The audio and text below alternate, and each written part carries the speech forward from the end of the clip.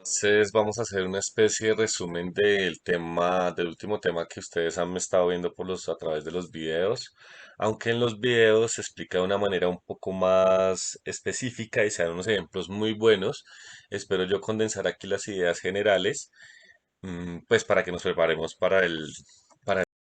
Bueno, entonces como ya hemos visto, nosotros pues podemos escribir una ecuación diferencial lineal de orden n de la siguiente manera, ¿no? Entonces vamos a tener, lo que vemos aquí es que los coeficientes que están acompañando a las diferentes derivadas siempre son todas en función de x, o sea, de la variable independiente, y las derivadas y la función no tienen, digamos, ningún exponente ni están dentro de alguna función que hagan que me genere una ecuación diferencial no lineal, ¿no? Entonces, sabemos que si está igual a cero lo llamamos homogénea. Y si está igual a otra función que depende de la variable independiente, la llamamos no homogénea. Si nosotros queremos resolver esta segunda ecuación, que sería la ecuación más general, esta de acá que sería la no homogénea, primero tenemos que aprender a resolver lo que se conoce como la ecuación diferencial homogénea asociada. Quiere decir que es la misma ecuación diferencial no homogénea y lo único que hacemos es igualar a cero. Si hacemos este procedimiento, entonces encontramos la ecuación diferencial homogénea asociada a esta no homogénea. Primero hay que aprender a solucionar las homogéneas asociadas para después poder solucionar esta que es la más general, ¿no? La solución no homogénea, la ecuación no homogénea.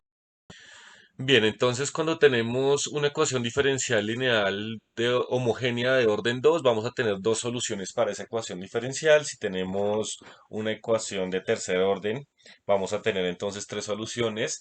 Y si tenemos entonces una ecuación diferencial lineal de orden n, pues tenemos n soluciones de esa ecuación, como lo pudimos haber visto en el video. Y adicional a esto, cumple con el hecho de que si tenemos un múltiplo de una solución, también es una otra solución de la misma ecuación, ¿no? Esto también lo explicaba mucho más claro en el video, de todas maneras lo podemos resumir aquí. Veamos este ejemplo. En este ejemplo tenemos entonces esta ecuación diferencial, esta es de grado 3 y aunque pues vamos a tener tres soluciones, en este caso pues solamente nos vamos a fijar en dos. Decimos que estas dos soluciones, estas dos ecuaciones son soluciones de esta ecuación diferencial. Comprobar sin ningún problema. Miremos que esta es una ecuación diferencial homogénea, porque está igualada a cero, ¿no? Yo podría multiplicar, por ejemplo, esta primera función, esta primera solución por 4 y esa nueva ecuación que se nos está generando aquí, que en este caso sería 4 por x al cuadrado, también es una solución de la ecuación diferencial homogénea, ¿no? Entonces, ya lo hemos visto, si yo multiplico una constante, está acá, si multiplico una constante por una solución, pues voy a encontrar otra solución de la ecuación diferencial. Adicional a esto, también tenemos que todas las ecuaciones diferenciales lineales homogéneas tienen siempre la solución trivial y igual a cero. Por otro lado, si sumamos dos soluciones, la ecuación que queda de sumar esas dos soluciones también es una solución de la ecuación diferencial homogénea. Entonces podemos decir que si hacemos o generamos una combinación lineal con estas soluciones, que en este caso estaría dado de esta manera, ¿no? Recordemos que una combinación lineal es de la forma C1 por una función más C2 por otra función. Esa combinación lineal, esa ecuación que sale de la combinación lineal, que en este caso, en nuestro ejemplo, estaría dado de esta manera, teniendo en cuenta que y1 es x cuadrado y y2 es x cuadrado por el logaritmo de x, vamos a ver que esta ecuación que resulta también va a ser una solución de nuestra ecuación lineal homogénea. Bien, entonces hay que definir también lo que se conoce como dependencia e independencia lineal en un conjunto de funciones, porque esto después me va a ayudar a determinar cuando tengo un conjunto fundamental de soluciones de una ecuación diferencial. Entonces se define la dependencia lineal, ¿sí? Cuando tenemos un conjunto de funciones, en este caso va de f1 a fn, en un intervalo i, se dice que son linealmente dependientes este conjunto de funciones si existen n coeficientes desde C1 hasta Cn, donde no todos son cero. Quiere decir que por lo menos uno de esos coeficientes tiene que ser diferente de cero, porque pues obviamente si no la relación pues va a ser cierta para todo conjunto de funciones, tales que la combinación lineal ¿sí? De esas funciones, de ese conjunto de funciones, que recordemos que con la combinación lineal es multiplicar a cada una de las funciones por una constante y sumar todo esto, ¿cierto? Va a ser igual a cero. Si yo puedo encontrar, ¿cierto? Unos coeficientes donde no todos son cero, tales que cuando hago la combinación lineal de mi conjunto de funciones con esos coeficientes logro que me dé cero, eso significa que ese conjunto de funciones es linealmente dependiente.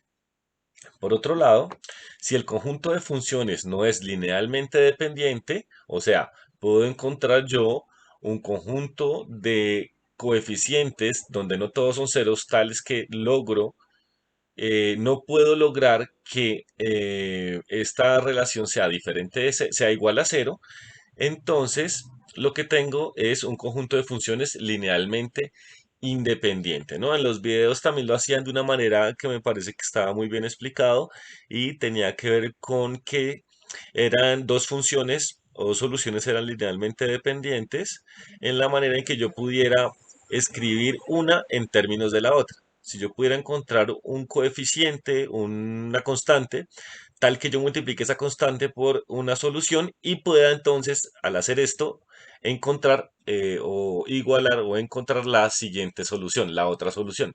Si eso ocurría, se decía que eran linealmente dependientes. Si yo no encontraba un número tal que multiplicado por una solución me diera la otra, entonces se decía que eran linealmente independientes. Esta es una definición un poco más general, pero está bien dada de cualquiera de las dos formas.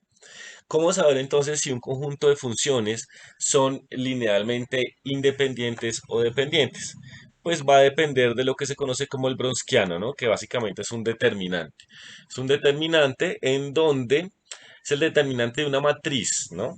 De la matriz tal que en la primera fila de la matriz vamos a tener las funciones, el conjunto de funciones, desde F1 hasta Fn. En la segunda fila, lo que vamos a encontrar van a ser las derivadas.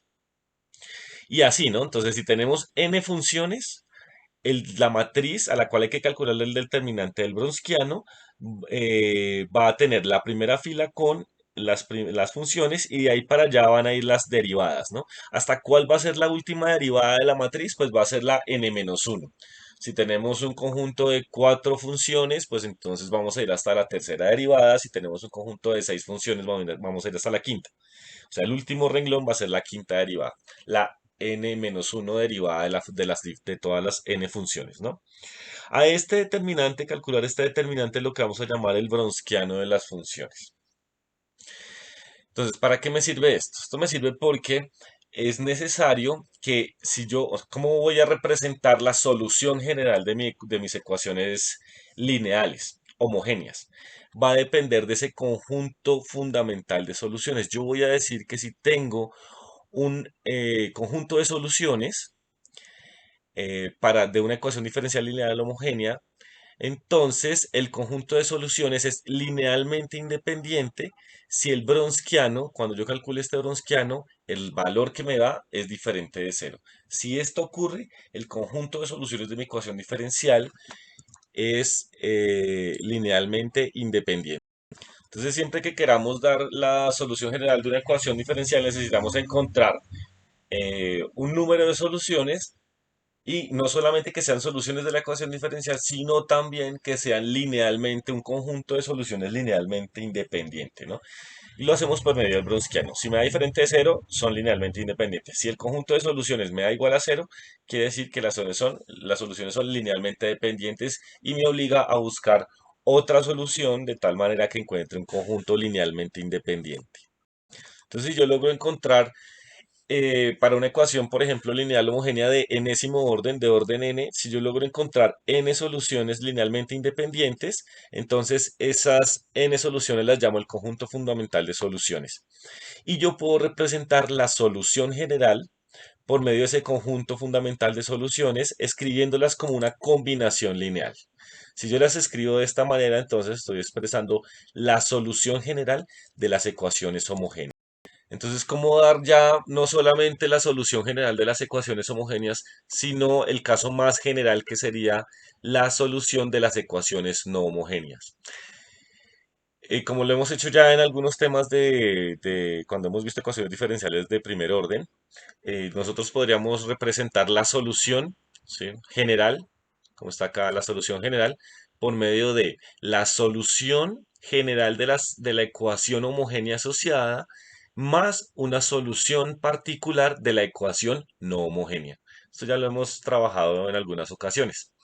De tal manera entonces que la solución, esta parte de acá, y sub h, que va a ser la solución de las ecuaciones de la ecuación homogénea asociada, va a ser una combinación lineal, ¿cierto? Ya sabemos, de soluciones linealmente independientes de la ecuación diferencial homogénea asociada y y sub p entonces van a ser la solución particular de la ecuación no homogénea, que a su vez también puede estar construida como una combinación lineal de soluciones particulares de la ecuación no homogénea.